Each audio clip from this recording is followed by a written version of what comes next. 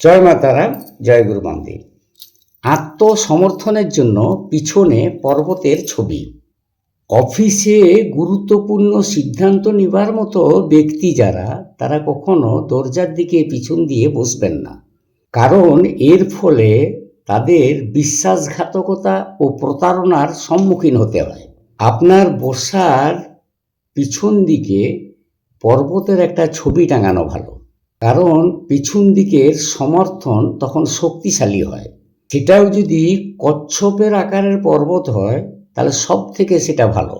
আপনার পিছনে পর্বত থাকা মানে আপনার পিছনে জোরদার সমর্থন আছে, এবং তাতে কি হবে, আপনার আত্মবিশ্বাস বাড়বে।